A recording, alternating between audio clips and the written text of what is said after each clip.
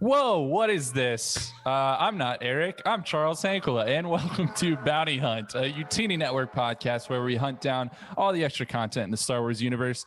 Ambulance, right on time. If you know the show, you know that well. I'm joined here this week, not by Eric, sadly, but by two of my best friends here in the fandom, both Corey Helton and Wes Jenkins. Guys, how we doing?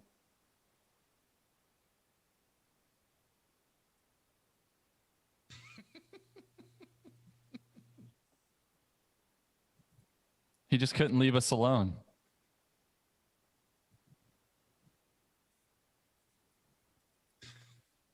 All right, I'm gonna go ahead and switch it over to me. Eric, I wish you were here, man. You bring such an energy to the show that it's quite fondly we miss, or I miss. Yes. You have no audio? Oh, no audio. Corey.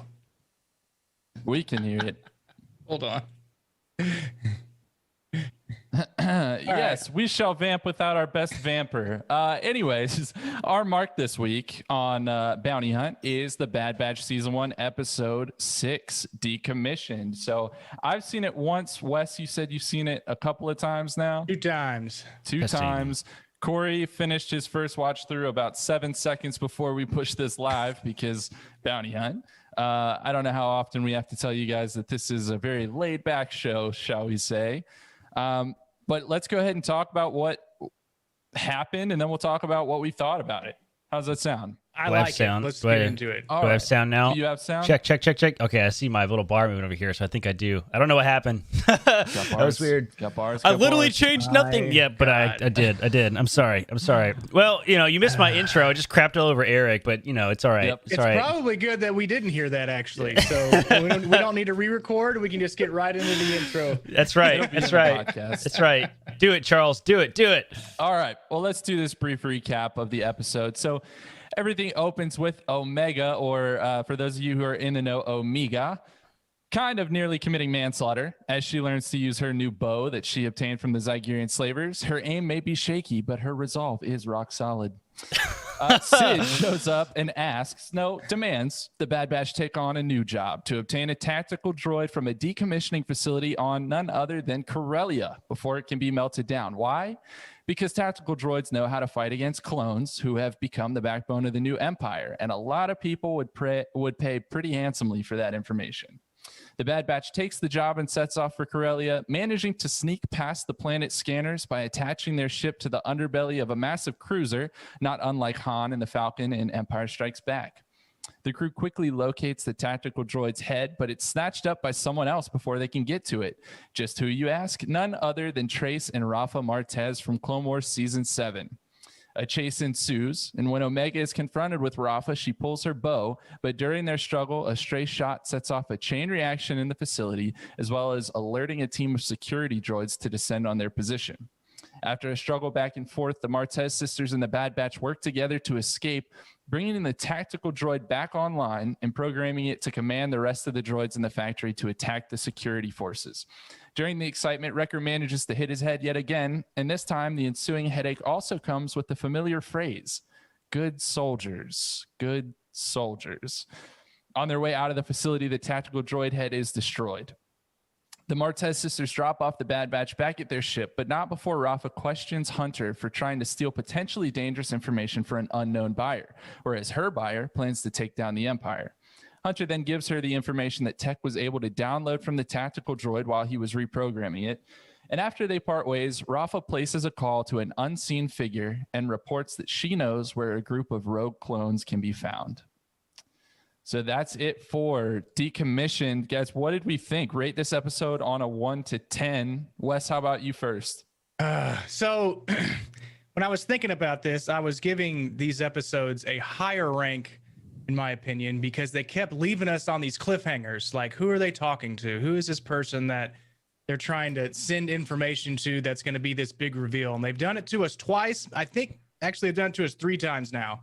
So having said that, I mean, without getting into the nitty gritty, I'm going to give this episode a 7.6. 7.6. Okay. Corey? I'm actually going to give this one a higher rating. Now, given we had a little funny thing happen here to the host of Bounty Hunt, and nobody else is going to think it's funny except for me. I'm getting ready for the show. I'm post call. Charles is post call too. We both been awake all night and freaking exhausted at the hospital, and we're getting ready for Bounty Hunt. I'm like, crap, is everybody ready? And they're like, yeah, let's get together at 1:30. I'm like, wait, I have to watch the episode. I literally forgot to watch the episode. I guess that's what sleep deprivation does to your brain. One thing you have to do for this show. I know. The only thing you have to do is watch the episode and show up, and I somehow forgot to do that step, right? So I rolled over in a drunken stupor and pounded a coffee and watched it this morning. And so I'm not totally processing everything. I didn't really get the whole thing about the ship mounting to the other ship. I didn't even see that. So I'm definitely gonna have to go back and watch that. It's early in the episode. Yeah, I was still rubbing your eyes. I was still rubbing my eyes during that part. But I actually really enjoyed this episode. Much more than I kind of figured I would, and I'm happy to talk about all the stuff I really liked about it. I think I'm going to give this one a higher review than I usually do. I think I'm going to give this one a 9, actually. Nice. That's awesome. I'm kind of where I was last week. I enjoyed this episode more than some of the more recent ones, but I think just about as much as last week. So I'm going to give it the same score of an 8.0. Okay, nice. So really no bad scores here. I think we all enjoyed it well enough.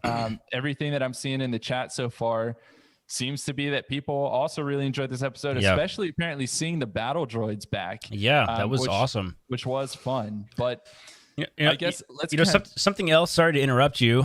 Something else that hit me immediately, as soon as the episode opened, that correct me if I'm wrong. Did we have a repeat of what we had last week? Is this the first time we've seen Corellia in an animated show? Was this in Clone Wars? I just Googled Star Wars The Clone Wars Corellia, and I don't see any images from the TV show. Is that possible? How did we make it through 7 seasons of Clone Wars and never saw Corellia? That's crazy. That does seem off, but I can't think of a I time know. when we've seen it outside of Solo. Me either. And I literally just watched Solo 2 nights ago. Great choice. I couldn't sleep at the hospital. I had some time to sleep, and I couldn't sleep because I was wide awake, because that's what happens when you get in the routine of night shift, right? And I was like, you know what? I'm going to watch the Star Wars movie. What am I going to watch? I'm going to try to fall asleep to something. And I watched Solo, and I couldn't fall asleep. And usually that's my go-to, right? I'll pick a Star Wars movie, and it helps me fall asleep. Not Solo, man. It's too good. I can't watch Solo, and I can't watch Rogue One to fall asleep. They're both too exciting for me. So loved it. I love Corellia. Films only. I know, episodic films only. I love Corellia. And I'm quite frankly pretty shocked that we've never seen Corellia in an animated show. And it was refreshing to see that. You would think that. Sorry, go ahead. No, go ahead. I said you would think that if you had seen any Corellia anywhere, it would be in the Clone Wars, because there's so many episodes and they're trying to do a lot of callbacks to bring people into the show.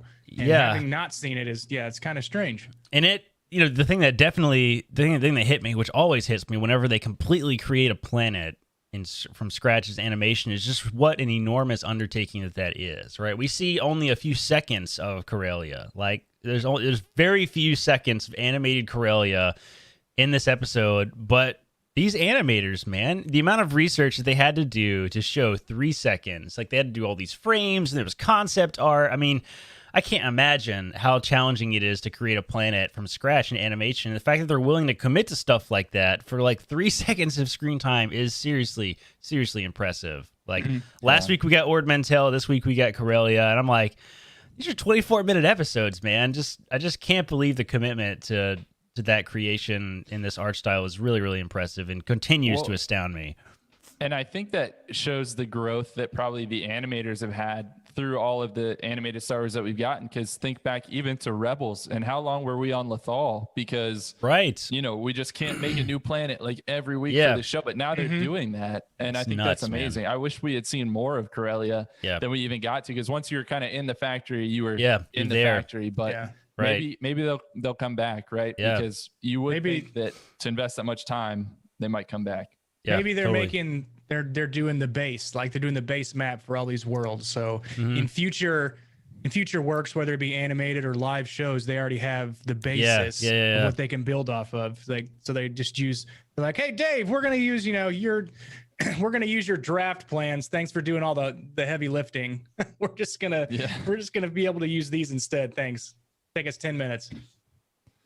Well, let's talk a little bit about some of the characters and some of the stuff that actually happened in this episode. And I figured we'd start pretty much where the episode did. So let's talk a little bit about seeing Omega finally use this bow, or this light bow that she's using. What were y'all's thoughts on seeing her with her target practice in Sid's bar, and then how she was able to use it throughout the episode?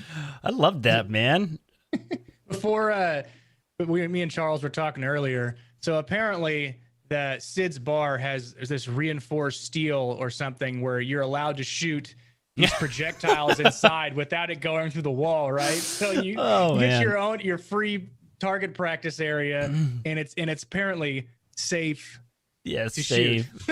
Wes, do you bow hunt ever? I do. Yes. Yeah. Okay. Like, I don't personally bow hunt, but I've been around folks that have bow hunt my whole life, right? So like that is accurate.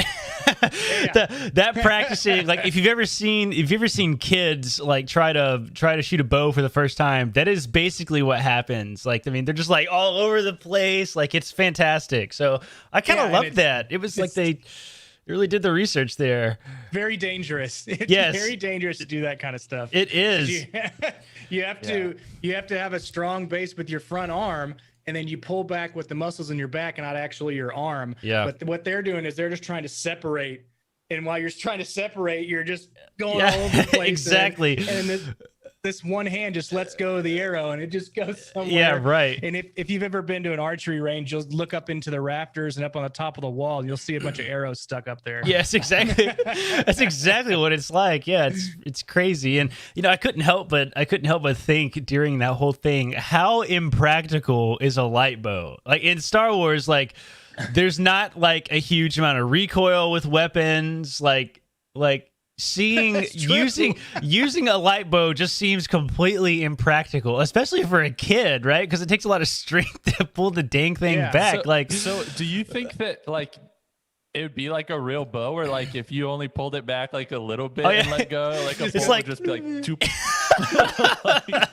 It's like floppy. Does the force really matter? I don't know, man. It doesn't make a lot of sense. The light bow. It's a cool concept, but it doesn't make a lot of sense. And it looks so cool. It does look so cool. One thing that we did answer was it's not a stun bow, right? Because we thought they would give her some kind of some kind of stun or something because she's a child, but. No, they gave her a lethal weapon. So yes, they cool. did. Yes, step in the right direction. Loved she it. very nearly killed that innocent patron walking into the bar. I mean, like, let's not glaze over that fact. We talked about how dark this series has gotten and how like maybe it's not the best thing for all kids to see.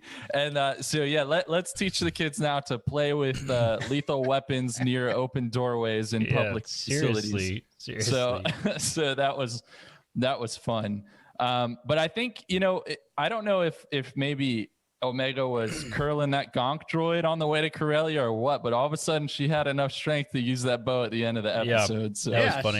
She was very steady. She had a good base to her, and she was just ringing it back like Sid did, like 3 rapid fire shots. Sid was no joke. Yeah, Sid's kind of a badass, like I have to say. And I think I really enjoy seeing a fat Trandoshan. Like it just makes me happy. Like they look kind of frog-like, but like they're also still vicious. So I like Sid a lot. She's really grown on me as a fantastic character. I hope we continue to get her. What she was when she first showed up. Me either. Like, when you guys said she was a Trandoshan last episode, I was like, oh, I guess she is a Trandoshan.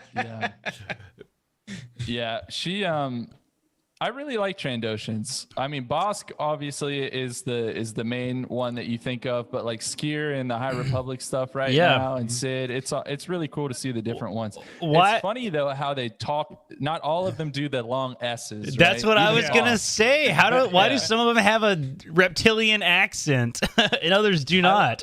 I figure it must be like. I don't know. I'm from Charleston, South Carolina, and I don't think I really have much of a Southern drawl, right? So maybe it's like that. Like, how far into your regional dialect are you? Maybe it's that. Right. Yeah. I don't know. Oh, it's funny, man. So, well, let's talk about the actual facility itself, because again, there was a lot of stuff in the chat early on here about getting to see these droids again, and not just the B1 battle droids, but the super battle droids, right? The B2s as well as the tactical droid. It had a very like Attack of the Clones vibe to it, right? When they were in the droid facility, in that film. So. What did you guys think about getting to see some of those old droids again in action? Great nostalgia fact right there. And then, so Corellia is a shipbuilding planet, right? And then what was the planet in the very beginning of Jedi Fallen Order? Let's start with a B. Oh yeah. Oh, the actual like planet, where they were taking the Clone Wars. It was also in Resistance Reborn, and I can't remember the actual name of it now. Someone will drop it in the chat. Yeah. So Braca, there you go. Braca. Yeah. So they were Obi-Wan Kenobi. So they had those two different planets, but I didn't think Corellia was a decommissioning planet, but apparently, that's another attribute you can add to Corellia. They build ships and they break down droids. Yeah. But it was really cool in seeing the super battle droids, and then seeing, I guess, all the regular droids. But I noticed on the tactical droid, like only one part of his mouth lit up. Was that just because his head was cut off and it was banged up, or is it because it only has like on the left side of his mouth, only one part was lit up? Really? Oh, he's got Bell's I don't know. Corey. Yeah. I don't know if that's how it's always been, or if I've never noticed it, but that's one of the things that the details. I love that you noticed that. I did not I notice know. that. Wes, you always notice hard something. Wes is doing his homework. He doesn't always read the books, but he watches these dang episodes. I always read the books, just at the very last minute. I really liked the throwback to Geonosis. It was cool seeing it like breaking down droids instead of put them together. And I don't know, I have a lot of questions about the state of the galaxy and the Separatists and stuff right now. I mean, because Corellia is a Republic planet for sure. No, it's not. No, it was a Separatist planet. That's right, it was a Separatist planet, wasn't it? Well, look at what happened in Solo, right? They were already kind of taken over by the Empire, and then wasn't I can't remember. Wasn't the guy that we really hated in Resistance Reborn? Wasn't he based on Corellia as well? And he was an Imperial. You remember that guy who like beat up? The young girl? Yeah. That was sucked. Yeah, he was a jerk, man. Yeah, he was also on Corellia. Wasn't all right in Clone Wars? Do you remember Padme's friend who was the Blank A? Yes. The what? Blank A, yes. Padme's friend, the lady who had the son that Ahsoka became friends with, and they went to Mandalore and stuff, or they went wasn't that Corellia? Wasn't that was Mina Bonteri. Yeah, Mina Bonteri. Isn't she senator of Corellia? No, not Corellia. No, different planet that I can't think of the name of. That's why we have the chat. So I know. I know. All right, Be nasty said they're melting down these droids to build ship parts, which makes sense. Yeah. What if they didn't melt them down all the way and there's like an arm, a droid head? Yeah, there's an arm hanging out of the side of the ship. Dude, did you guys? So bringing up the smelting pot that they had going on there, did any of you guys like kind of lose it when Omega actually fell in there? Because I assumed all those like droid pieces were like already super hot. And she, like, me too. It, and I was like, oh my god, she's dead. I was like, oh, okay. It's not hot yet. It's only hot at the bottom. Yeah, no, it was like Toy Story. I seen in Toy Story where all the toys are going down to the incinerator. It's like no. Anyway, so what I was trying to say about the whole Corellia thing is like this makes me ask a lot of questions about the state of the Separatists. Like, what happened to them? Are we gonna find any of that stuff out, like in this? And what happened to the Separatist nation? Because it was like, it was all arranged by the Emperor, but like it was a real movement, and all of these planets got together to actually break away from the Republic, and suddenly they have no army or anything. Like, are we gonna find out? Are we gonna find out anything about the aftermath of that? I mean, I imagine they had to have huge ripples through these planets and stuff. Like, so like, are they shipping all the battle droids to a Republic planet? Like, to Corellia to be broken down is an interesting thought. Like, because I imagine all the factories for these types of droids and stuff are not on Republic planets, right? They're on Separatist planets. So I don't know. We do know that Tarkin is trying to save money, right? So one way to cut down on raw material costs is to reuse recycled materials. Yeah, it's that true. aren't being used anymore, right? So you can't use these droids for anything. Maybe that's a way to save money. About Tarkin for reduce, reuse, recycle right now. Like he's being responsible. I agree. Yeah, Cheryl and Anakin. Yeah, sorry. She said in the chat, like, didn't Anakin kill the Separatist leaders? Yes, she did, but just the leadership, right? I mean, we saw in Clone Wars they had a whole like Senate, right? Like their own Senate or governing body and stuff. Yeah, so there's like tons of politicians and all kinds of things, right? So I imagine there's entire planet governments that are. You have the Empire, then you have the Rebels, which aren't really a real cell, but I guess it is a cell. Not yet. Yeah, probably not yet either. Yeah, right. And then you have like the Separatists that probably have, they're probably not a little less organized now that all their leaders were killed, but so I never really thought about that, having 3 factions out there on top of all the crime syndicates, right? So yeah, man, it's chaos. Onderon. Mina Bonteri is Onderon. It's not Corellia. Onderon. That's right. I remember it being because remember her son fought for their little. You're close. Saw Gerrera and stuff. Yeah, shut up.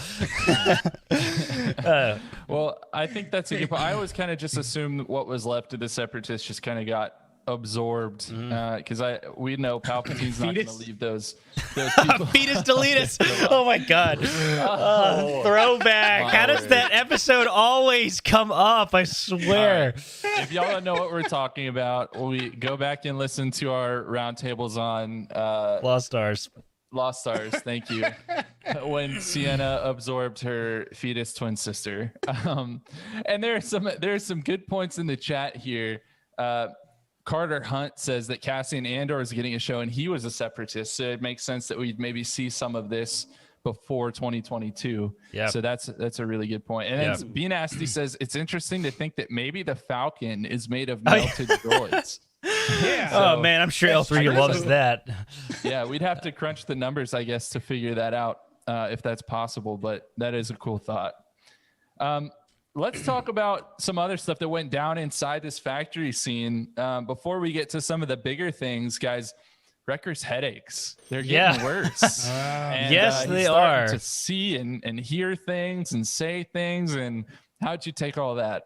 I thought for sure this was going to be the episode he's going to turn. Like, they're building up to it so hard. Like, they really are. I hope he doesn't die. Like, I hope he doesn't like, I don't know, man. They're building up to it as if it's going to be an enormous climax. I'm kind of worried about it, man. Like, Wrecker is such a lovable character. So, I don't know. I thought this was going to be the one. During all that chaos, when they're fighting out their way out of the factory, I thought that's when Wrecker was going to turn. It was really going to introduce a whole bunch of crap. So, yeah. What if he, like... So it's gonna develop. This got this crescendo and this giant climax of him basically turning, I guess. But y'all seen Batman and Robin, right? Of the original Bane that they created. Yes. What if they grab Wrecker and they just pump him up with these weird, looks like Bane. Oh my god, steroids, and he's just like unstoppable superhuman. Or super clone takes over everything. It's fantastic. Yeah.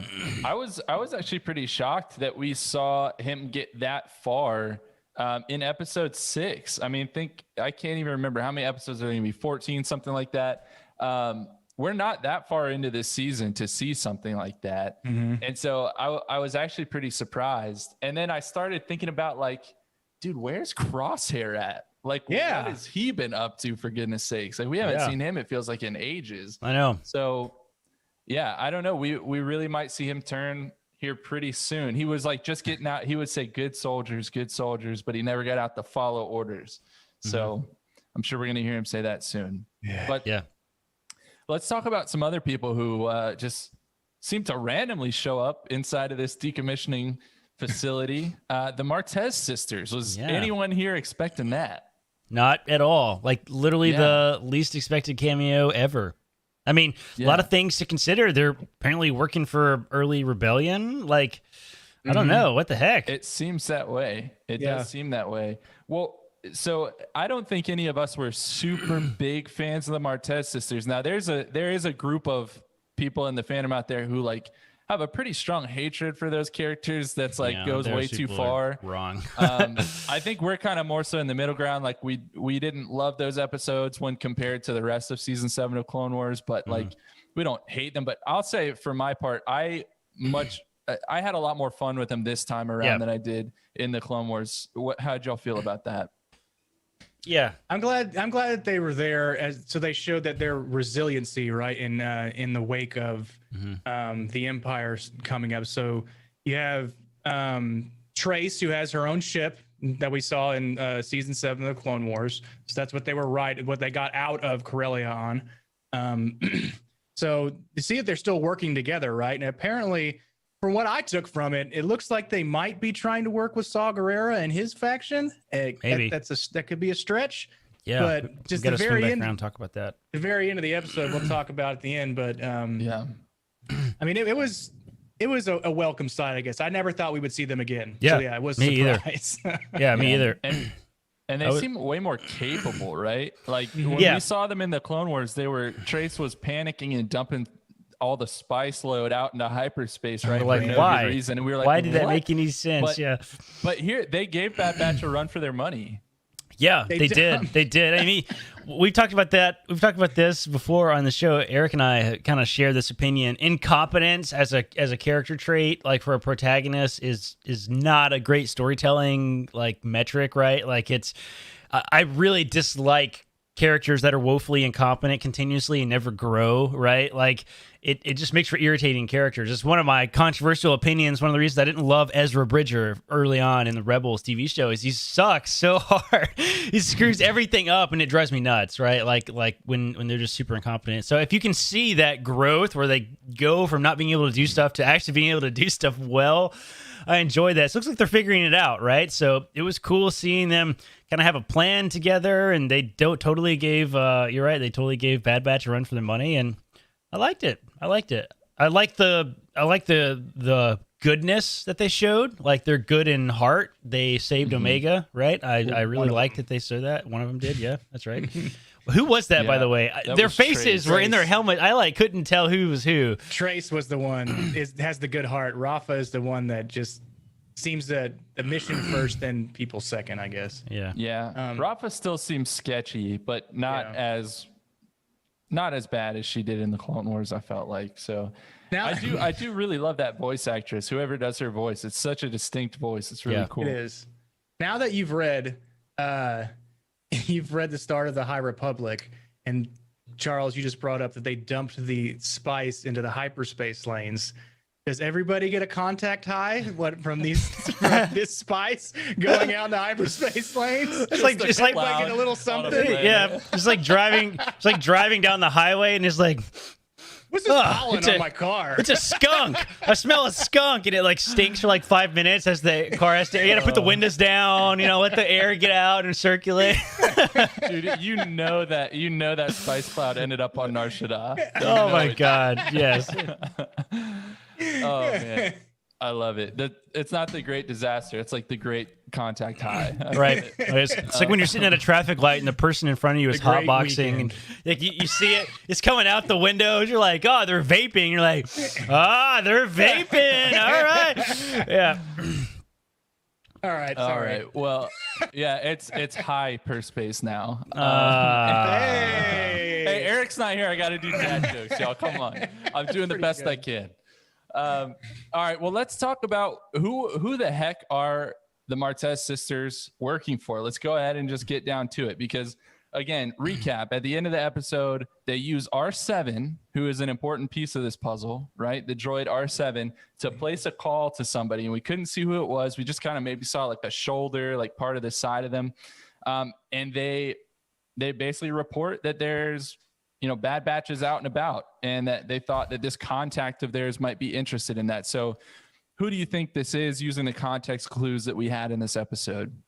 You said Saw Gerrera earlier, Wes. You think it's Saw Gerrera? No, I think it might be Crosshair. That's how they bring him back in. No way. Yeah. No way. You think they're working directly for Crosshair? Wow. Well, So you think Well, I think he Crosshair put is out- posing as a rebel guy? And So I think he put out something like to the vast majority, like a rebel guy or something, and No said, way. "Hey, if you got any information on these guys are bad, and I need info on them so I can bring them in so we can, interesting. get most of the information." So I think that we're almost halfway through the season, right? Yeah. So Interesting. Yeah, that had interesting. never occurred to me. Nope, but never that's a occurred to me good either. thought. Interesting thought. It looked like Jedi robes, in my opinion. Like, like the edge of the shirt that we saw looked like Jedi robes. Maybe So it's. you're saying this is Mace Windu? I mean, I All guess right, it now, could what do be you think, Mace Charles? Windu. That's it, Corey. That's all I got. No, go ahead. So if these are Jedi robes, who's even around during this time period that you think it might be? Right. So we have people that are around that are obvious answers, like Ahsoka. Could be Ahsoka, but Ahsoka doesn't usually wear that sort of. It looked tan. It looks like Obi-Wan robes, kind of, right? But I kind of doubt that it's Obi-Wan, right? Obi-Wan should be in hiding.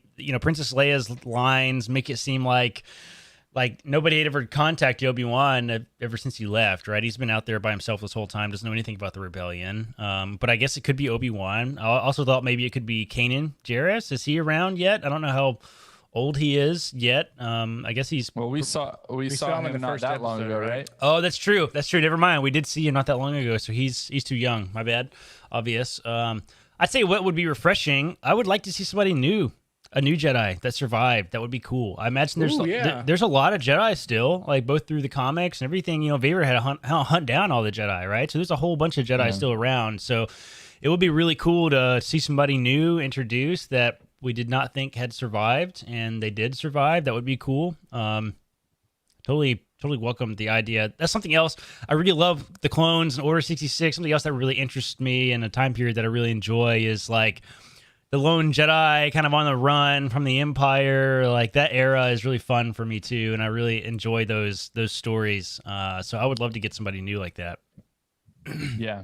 What I you, think that would Charles? be Any cool. thoughts? Well, I can't take credit for this. I have a theory that makes the most sense to me now after thinking about it and reading through like our Discord and stuff. I think the first person I saw bring this up was Timothy Guthrie, one of our podcasting brothers from Conjure Book Club.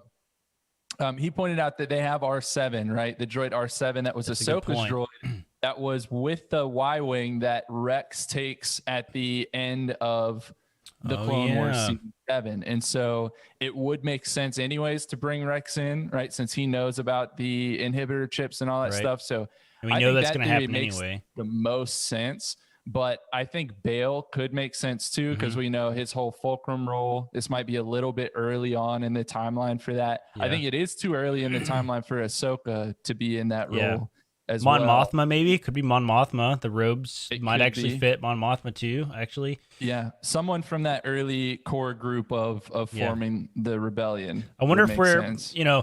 typically when they give us barely a tease like this, like it's usually something that doesn't get like fed back around on for a while. So I wouldn't be surprised if we don't find this out for like 5 or 6 more episodes. What if it's just Bib Fortuna again?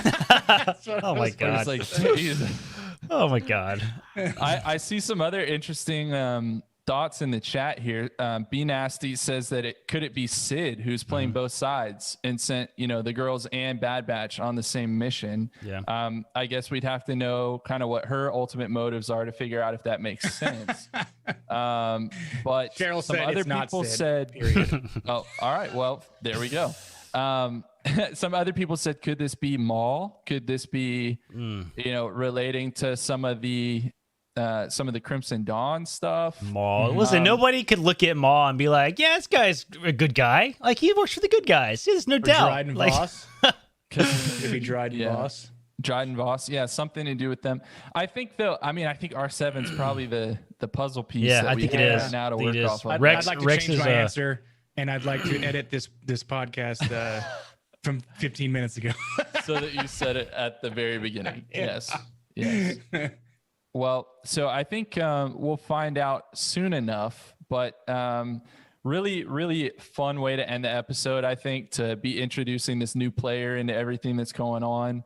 And I think we're going to start getting to some even juicier stuff here pretty soon. We're going to get Crosshair back, I imagine. We're going to get Tarkin back. We still have to see what's going on Camino with everything there. Fennec Shan is still out there. I mean, we don't know what Sid is up to. Like we've brought in the Hutts for at least one episode. I mean, there's so many threads out there that are going to get tied up. I think we have some good TV ahead of us. Yeah. Usually when we run into episodes like this and we go to a planet that's so familiar that we've heard like throughout the Skywalker saga. So today I had, like, when I was watching it, I had to pause the show and I was like, all right, we're on Corellia and this is between episode 3 and episode 4. Do we get a Han Solo and a Kira running through the streets on Corellia? That would be such a cool cameo. 5-year-olds or something, but that might be too much of a stretch to add. I don't know how old they are. How old are they? I mean, they're young. Yeah, they got to be around, right? But I don't know. Yeah, I think this would be somewhere in their White Worms time, probably. Early onset, that'd be fun. Maybe, but we could see like Lady Proxima, like as that would be good. A power broker on Corellia. Love Lady Proxima, such a creepy, weird character, and her voice. I love her voice. Yeah, that's a rock, and you just made a little clicking sound with your mouth. Oh man, good stuff. Well, I think I know how I'm going to spend the rest of my Saturday here. I'm going to go and watch Solo after this. But guys, any final thoughts on this episode? Let's just take it one at a time. Anything that you're looking forward to figuring out in particular? Wes, let's start with you. I'm looking forward to see what's going to happen with Wrecker, because they've already lost a member of their team to something resembling the chip, right? With Crosshair. So are they? It looks like that Crosshair and Wrecker are the ones that are having issues with their inhibitor chips. So are they making a Bad Batch version 2 where they get these guys back because of their chips? I don't know, but we'll see what happens with these guys. You bring up a good point. What constitutes a batch? Like, if they keep losing people, can they still be the Bad Batch? Just cook up another batch, I don't know. All right, Corey, you got any final thoughts? Yeah, I said a long time ago that I felt like the theme of the show is going to be like slowly the Bad Batch like hooks up with the rebellion and like becomes part of that, and maybe we lose a couple of them along the way, but they somehow get tied up in the rebellion. Like, I would like to see that. That'd be, I think that's the direction we're going. So I'm excited to see the early rebellion stuff come together. Now, given we are so early, this is well before even the Rebels TV show, right? And we barely see the rebellion come together in Rebels, right? Like, so, I mean, we're like so early that it's like barely even a thought. I mean, I imagine there's no organization of rebellion whatsoever. So I'll be excited to see I don't know if we've ever seen that before. I don't know if we've ever seen the absolute very early days of the rebellion where people were afraid to even talk about standing up against the Empire. I don't think we've ever seen that before. So that's a cool thought, and I would really like to see that come together. And maybe Bad Batch, they clearly have special skills. Maybe they play a role in building, Rebel intelligence or something like that. Rebel special forces. Maybe they have a role in that. It would be sick. So it'd be cool. Give them the old Star Killer treatment from Force Unleashed, right? That would be pretty solid. Sure. I like that thought too. It's pretty cool that since we don't necessarily have like a big, huge rebellion yet, like we can see a lot of these smaller groups that we know are out there, who, there's a vacuum to some degree with the Empire being so new. And so maybe we'll see them move in. Now, I'm just so stoked now to hopefully see Lady Proxima, but I'm going to manage my expectations. I'm just excited to get back to Camino. I hope that we do that soon. And I'm sure we're going to have all these answers to our questions here before too long. But and Tech has a new nickname. It's Goggles. So we got to start Goggles. That's right. If we're going to talk about names, it'd be a real shame if we did not talk about that line. Is there an Echo in here? And then Echo runs over and he's like, yeah, I'm Echo. Like, yes, that was pretty solid. Ridiculous. Yeah. I know. Okay. I mean, that was pretty solid. A little comedic in interpretation that doesn't hurt every now and then. Yeah. Well, I appreciated it. And maybe there's another dad joke there for Eric being absent. So we'll take that.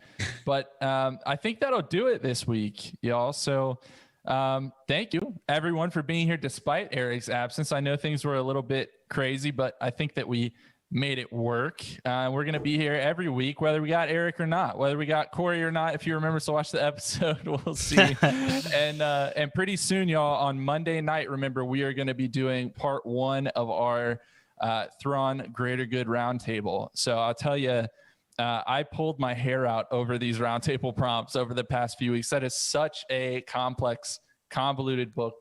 But I hope that you'll join us for that. I'm sure we're going to have a lot of fun with that. But for now, thank you again for listening to this week's episode of Bounty Hunt. Keep your eyes out for the next hunt when we're going to be diving into episode 7 of The Bad Batch. A special thank you goes out to Cheryl Bell, Patrick Ortiz, and Carl Sander on our Jedi High Council, Elizabeth Cloutier, Jason Mitchell, Freddie C., and Sally and Chris Eilerson on our Alliance High Command for their amazing support. Go ahead and tell us all your thoughts about The Bad Batch in our Discord community at utini.com/Discord, and be sure to follow the main show on Twitter at Living Force Pod, and all of us individually for our latest thoughts on all things Star Wars. Eric, who's not here, is at Eric Eilerson. Corey is at Doc Star Wars MD. I am at C Hankel, and Wes is at Boss Wes. Until next time, Dewanawanga.